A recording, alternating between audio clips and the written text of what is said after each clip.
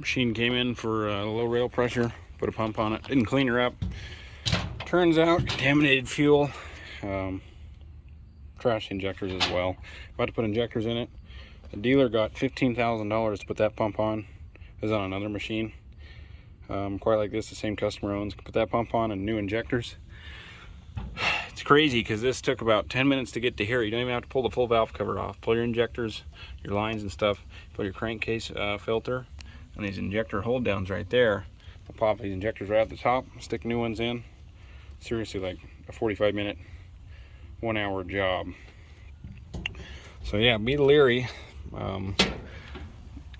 You know, same thing. So this pump, Bobcat wants $3,000 for those injectors. Bobcat gets $1,000 a piece for.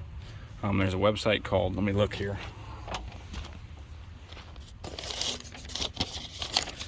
Diesel Pro. These guys. So literally, this is the exact same injector you'll get at the dealer. Part number and everything. Brand new Delphi, not a reman. $300 a piece. Same thing with the pump. You can get that pump there. Numbers crossing, exact match for around $1,000. So keep that in mind if you're into this on the 630s and the 650s with the Doosan engine. It's pretty common with this failure to happen. Yeah, just be leery. Them dealers are getting a hold of people. All right, now it's done. It seems to be running good.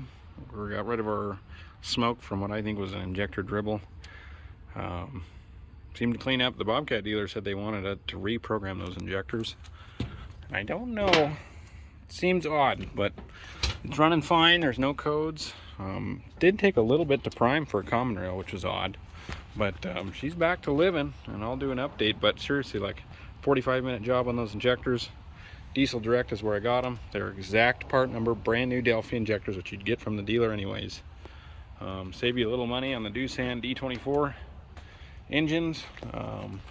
Hope this helps somebody. And same thing, I guess while I'm here, I'll talk about doing this pump. This pump is super easy. You don't even have to pull the front cover off. You got 1, 2, and 3 bolts in the back. There's a whole adapter. There's 2 O-rings you'll need to get, and you just pull your gear off. It's super easy. It's not intimidating at all. So don't let those dealers rip you off.